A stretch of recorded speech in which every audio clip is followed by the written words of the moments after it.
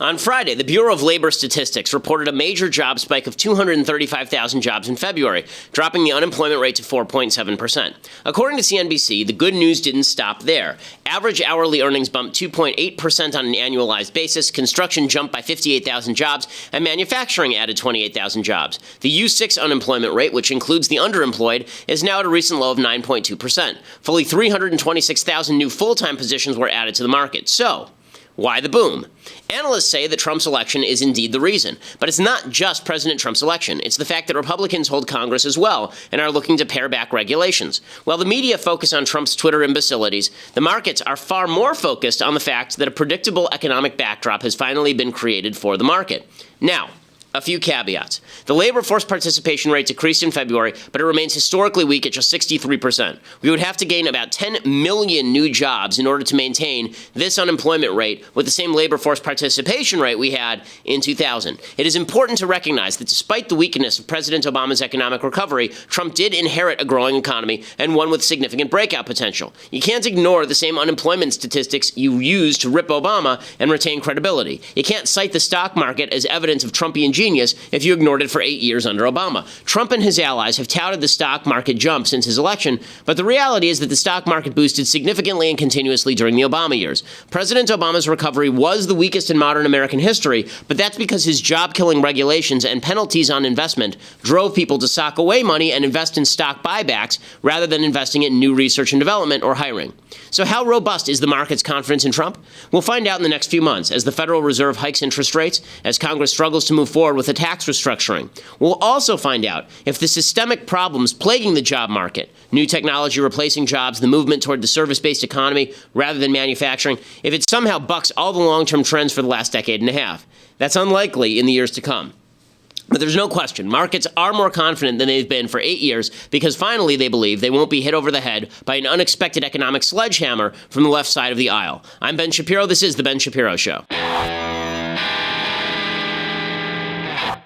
I should note here, by the way, that it's always very dangerous to talk about attributing economic movements to particular presidents or politics because there is a lag effect. The fact is that President Reagan, for the first couple of years of his administration, had a very weak economy. That wasn't because of Reagan. That was because of a lag effect from Carter. Bill Clinton had a very strong economy when he came into office. That wasn't because of Clinton. That was because of a lag effect from George H.W. Bush's economy. So to try and attribute all of the current economic goings-on to Donald Trump is a little bit overwrought. I think that consumer confidence is a lot higher because of Trump. I think that the markets are optimistic because of Trump. The stock market particularly thinks there's breakout potential.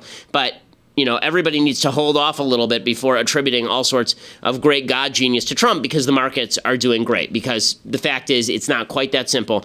Using these sorts of metrics is what generates the false statistics you hear from Democrats all the time about the idea that jobs do better under Democrats, which ignores, again, that lag effect and also ignores who's in control of Congress. I think that if the markets are in a comfortable position, it's because they feel comfortable that nobody's going to do anything truly terrible to the markets right now. But we'll talk more about that in just a second, plus the continued failure of the rollout of Trumpcare. But first, we have to say thank you to our friends over at Helix Sleep. So, my wife and I like Helix Sleep so much that when Helix Sleep sent us a mattress and we tried it out, we actually dumped a more expensive mattress and moved it into the other room because Helix Sleep mattresses are so good. So you go to helixsleep.com and they ask you a series of questions. If you like the bed hard or soft, which side you like to sleep on, how you like to sleep, do you like the mattress to be sort of breathable or do you like it to be warmer? And then they send you a mattress in the mail. And if you don't like it, you can try it for 100 days. If you don't like it, then you can send it right back, 100% refund, no questions asked. It is fantastic. Just open the box, it inflates right in front of you because it's a foam mattress. And it's really good. Not only is it good, they also have technology that allows them to, using their proprietary algorithms, they can actually create a bed that's more specific to you. And if you have a spouse, then it is specific to both sides of the bed. So you can have different firmness or different breathability in the mattress on the two sides of the bed.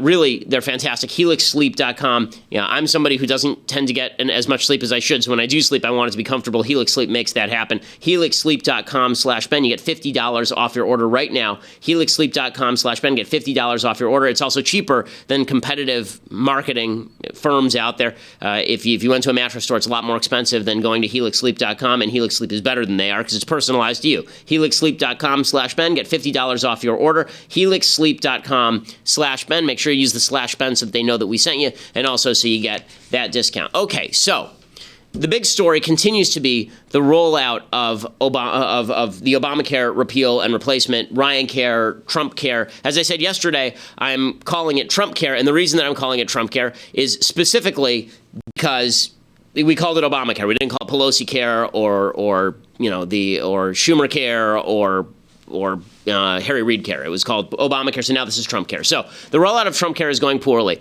The reason it's going poorly is because nobody is very committed to this Trumpcare replacement bill because the bill isn't very good. We discussed all the problems with the bill before. Paul Ryan is the only one out there really stumping for it because Paul Ryan has the worst job in the universe. Being Speaker of the House with a fractious Republican caucus is not an easy job. It's particularly not an easy job when you think that your job is to pass things. Now, this is something that has bothered me for a long time. The job of Congress is not necessarily to pass things. In fact, when Congress decides it is imperative that they pass things, usually you end up with a crap sandwich of a bill. What you really ought to do is pass a bunch of little bills. Like this is people have asked me, what's the constitutional amendment that you would pursue if you could pursue one? I would say no bills longer than 3 pages, all in plain English. Right? That seems to me the way to do the bill. And it would be great if there was like an explainer. So instead, all of these bills have to be written in legal language. So they'll say, remove the word in provision 4D of this separate section of the U.S. Code. It'd be great if there was an explainer in the back that said, here's what that actually does. That would be useful. And then Americans could actually see what the representatives are doing instead of having a 120-page bill dumped on them with no notice and no explanation. And that bears a lot of confusion because they keep saying it's stage 1 and they're stage 2 and 3. And we don't know what stages 2 and 3 are. This is a bad way to do business, and it's disappointing to me that Republicans keep participating in it because they want to prove that they can get something done. I'm less interested in Congress doing something than in Congress doing something good. But Paul Ryan was out there basically making a presentation yesterday. He rolled up his sleeves, and he did a presentation that is the most entertaining thing that you will see anywhere outside of H&R Block, because Paul Ryan is basically a really boring accountant. So here's Paul Ryan talking about the American Health Care Act, which is not the Affordable Care Act, it's the American Health Care Act, and he put up a TV screen behind him and he jabbered about it for a bit. We as Republicans have been waiting 7 years to do this. We as Republicans who fought the creation of this law and accurately predicted that it would not work, ran for office in 2010, in 2012, in 2014, and in 2016 on a promise that we would, if given the ability, we would repeal and replace this law. How many people running for Congress and the Senate did you hear say that? How many times did you hear President Donald Trump, when he was candidate Donald Trump, say that? This is the closest we will ever get to repealing and replacing Obamacare. The time is here. The time is now. This is the moment, and this is the closest this will ever happen. It really comes down to a binary choice. We now have the ability, through the budget rules that we have in the Senate, with our 3-pronged approach, to actually make good on our word. Okay, here's what I hate, and here's why I'm groaning and grunting and making all sorts of animal noises. Okay, the reason that I'm upset about this is I am very, very sick of Republicans telling us that we have a binary choice. It's always a stupid damn binary choice. It's a binary choice. It's either this bill or you get Obamacare. It's either Trump or you get Hillary. It's always, at least with Trump and Hillary, there was an argument because it actually is a binary election. But here, you can propose any bill that you possibly want, right? I mean, here, it could be tons of different bills. You could do it the way I want it. You can do it piecemeal. You can have a different bill completely. You can go back to the drawing board. You can have a conciliation meeting between Trump and McConnell and Ryan and hash this thing out. You could have, you could just pass the repeal and not the replace. There are tons of things you can do. I'm so tired of Republicans trying to cram down crappy policy by saying it's a binary choice. It's either this or the highway. Well, guess what? It isn't. Guess what? It isn't. Go back to the drawing board and do better. Stop sucking. And when Paul Ryan says, the Senate rules prevent us from doing more than this, because if we do more than this, then it violates the Senate rules. So use Mike Pence to overrule the committee rules chair, right? The way that this works is that reconciliation rules allow you, through reconciliation without having to meet the 60-vote threshold, reconciliation rules allow you to mess around with the specific provisions of Obamacare, but you're not supposed to go much beyond that. Okay, well, if you don't like that, then you can either invoke the nuclear option or you can just have Mike Pence preside over the rules and overrule the Senate chair when it comes to the rules. So, no, there are a bunch of different options that happen here. But again, we just keep hearing, I'm sick of this blackmail. I'm sick of Republicans blackmailing you. I'm sick of Republicans blackmailing me. I'm sick of this routine where it's, we came up with this crap sandwich of a bill, and if you don't get this, you don't get anything. Screw you. You work for me. Okay, Paul Ryan works for me. These Congress people work for me, and they work for you. And it's not their job to tell you what options are on the table. All options are on the table because we are the consumer. We are the customer. We are the people who have rights. We are the people who put these people in their job. We are the ones who create the job description. When I hire somebody at Daily Wire, I create the job description. They don't create the job description. Paul Ryan does not create his own job description. He doesn't get to tell me what the options are. Okay, the options are what we say they are. And if we don't like these options, go get some new options. I'm so sick of this. And the reason I'm sick of this is because, again, it's used to take conservatism and throw it out by the side of the road and then say, well, you know, this is the best we could do. This is the best we could do. I've been living my entire life under Republicans who say this is the best we can do, and very rarely is it the best they can do. Usually it's just some sort of crappy halfway bill that doesn't do what it's supposed to do and leaves in place most of the provisions that Democrats get. Why is it that when Democrats get power, they immediately ram through bills that they love, that their base loves? When Republicans get power, they immediately start trying to ram through bills they think will make them more politically popular, and then they don't even succeed in being politically popular. It's so stupid. You know, George W. Bush did the same thing. He said, oh, Medicare Part D, you know, this is what you're going to get. And then we did it. And did it make George W. Bush wildly popular? He didn't win re-election in 2004 based on Medicare Part D. He won re-election in 2004 based on the fact that he was a wartime president. If he was not a wartime president, very little doubt that George W. Bush loses in 2004. And it wasn't campaign finance reform that put him over the top, and it wasn't Medicare Part D that put him over the top. Every Republican who does this routine where they say, well, you know, if we just do this thing that's sort of half leftism, and that's the best we can do, why is that always the best we can do? It's so frustrating. And not only that, now they're trying to jam it through. Okay, so here is Jim Acosta on CNN. He's right. Paul Ryan is trying to jam this stupid bill through that nobody likes. Seriously, nobody likes this bill. The only people who like this bill, apparently, are Trump and Ryan. And Trump is escaping all criticism because I know we have to be very careful about President Trump. We must not offend the great one. We must never say anything bad about President Trump. We have to say that it's all on Paul Ryan. Donald Trump is behind this thing. Donald Trump wants this thing. Donald Trump wants this thing because this thing is half leftism. Okay, Donald Trump is not a hardcore conservative. He's never been a hardcore conservative, particularly on this issue. During the campaign, he basically came out at one point for single payer before walking it back.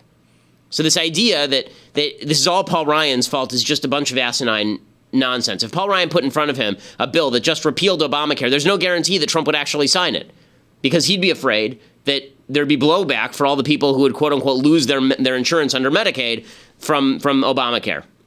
The White House press secretary Sean Spicer saying we're not jamming this bill through, this health care bill through. Well, when you have committees working almost through the night, when you have members of Congress being asked to weigh in on a proposal that has not been scored by the Congressional Budget Office, I think you would have a lot of people up on Capitol. And also, by the way, you have a lot of the stakeholders that were involved in the formulation of Obamacare, doctors, hospitals, and so on. They really have not been part of this process.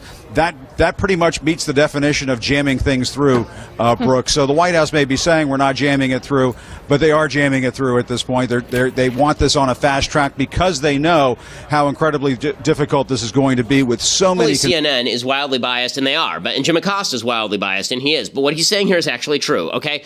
Obamacare took a year to roll out, a year, and there was vast debate over it, which is why it almost died. It's why Scott Brown ended up being a senator in Massachusetts to replace Ted Kennedy, because the American people didn't want Obamacare. Democrats pushed it through over the objections of the American people, and then they lost the House, and then they lost the Senate, and then they lost the presidency. Okay, but Republicans are jamming this thing through. They are. It's been like 2 weeks. This thing came out, on Monday? On Monday this thing came out, and they're talking about voting on it, I think, in 2 weeks, 3 weeks. I mean, come on. And it's a garbage bill. It's filled with garbage. It's so foolish on every level. And it's not just Acosta saying it, right? Tom Cotton is saying people are upset we're jamming this thing through. I'm with the American people and the promises I made to Arkansans that we're going to reduce the cost of their health care and make it accessible and give them more control over their health care choices. Look, there are a lot of Republicans who are saying these exact same things in private. Frankly, some of them on Steve Scalise's whip team are saying the same thing. I'm simply saying in public what many Republicans are voicing, that the legislation as it's written one, probably cannot pass the Senate, but two, would not solve the problems of our healthcare system, problems that Obamacare made worse. I think the American people care much more that we solve those problems than that we meet some kind of arbitrary legislative deadline. Okay, and that's exactly right. What he's saying here is exactly right. Tom Cotton, by the way, is a major ally of President Trump. So when he says this, what he's really doing is he's force-aging what is actually going to happen here. What's actually going to happen here is this thing is going to go down in flames. Trump's going to blame everybody, and then we're going to get stuck with Obamacare. Now, I'm going to talk about the dangers of that in just a second. But first, we have to say thank you to our sponsors over at the U.S. Concealed Carry Association. So if you're somebody who worries deeply about your Second Amendment rights, who wants to make sure that not only do you have the right to conceal and carry, but also that you have the firearms education and training that you need, self-defense insurance. They make sure that if, God forbid, you have to shoot somebody in self-defense, that you have a legal apparatus that's available to you, because just because you did the right thing doesn't mean that the legal system won't come after you. That's what USCCA is for. And right now, just to demonstrate, how pro-gun they are, the USCCA is going to buy 10 of my listeners the gun of their dreams. So right now, if you go to defendmyfamilynow.com, defendmyfamilynow.com, you can enter in what is basically a sweepstakes, 10 chances to win $1,500 for any gun that you want. No restrictions. You can pick any gun, any brand, any caliber. Defendmyfamilynow.com to enter. Super cool offer. Go there, give them your information, and then you have a chance to win $1,500 for any gun that you want. 10 chances actually to win, because there are 10 people who are going to get this thing. $1,500 for any gun you want. Defendmyfamilynow.com. Again, I don't think there's any more important right in the Bill of Rights than the Second Amendment, and USCCA makes sure that the Second Amendment is upheld and that you have all the resources that you need in order to ensure that the Second Amendment maintains its power and maintains its applicability to you and your family. The USCCA, great organization. Defendmyfamilynow.com to enter. Defendmyfamilynow.com. They are changing the game for responsible gun owners, making sure that you have all the education, care, and protection that you need. Defendmyfamilynow.com for that chance to win $1,500 toward a gun of your choice, which is super cool. Okay, well, I want to talk just briefly here about the fact that this thing probably will go down, and what the plan is after this. So Rand Paul is also saying that this thing is going to go down in flames. Here is Rand Paul saying, you've basically been, Republicans have been fibbing about what's in this thing. It is a conundrum, and that's why we should vote on the one thing that we all agreed on. About a year ago, we voted on clean repeal. We don't agree on replacement, but we could have a separate vote on Medicaid expansion. And I'm guessing Democrats and big government Republicans would probably come together and find that they will expand Medicaid. Many conservatives aren't going to vote for that, mainly because it doesn't work. We're dishonest in the accounting. We can't pay for the current Medicare. It's $35 trillion in the hole. The current Medicaid is unfunded, and then we're going to add new entitlement programs to that. If you really want to have Medicaid for everyone in all these states, you should be honest with the people, and you should double or triple the state income tax and double or triple the sales tax. Now, I'm not for that, but that's what it would take if you were honest. Instead, we say, federal government's going to pay for it. Federal government has no money. We borrow $1 million a minute, so it's just dishonest accounting. Okay, Senator Paul is exactly right here, and this is the problem. Republicans have decided that they are going to get in the ballgame of more efficient government. Okay, the conservatism, the new conservatism, isn't about less government. It's about more efficient government with the same exact mandate as the Democrats. No, it's bound to fail, and it should fail. Now, what this leaves is a backup strategy. And to hear about the backup strategy, which is going to be basically let Obamacare stay in place, we'll talk about that, but you have to be a subscriber over at dailywire.com. $8 a month gets you the subscription to dailywire.com. Plus, you get an annual subscription. You get a free copy of The Arroyo, which is a free DVD copy of a fictional film set on the southern border. Really compelling, kind of an old-school Western set on the southern border. The Arroyo, you get a copy of that. And obviously, we're starting the Shapiro store pretty soon. I assume that we will be selling Michael Knowles' #1 best-selling book, Reasons to Vote Democrat. I assume that will be part of the Shapiro store at some point here, but go to dailywire.com right now to subscribe. Plus, you can be part of the mailbag. We're doing the mailbag today, and if you want to send in your live questions and have them answered and have your life be made just incredibly great because you had your question answered by yours truly, go to dailywire.com right now and subscribe, or to listen later on iTunes or SoundCloud. We are the top conservative podcast in the nation.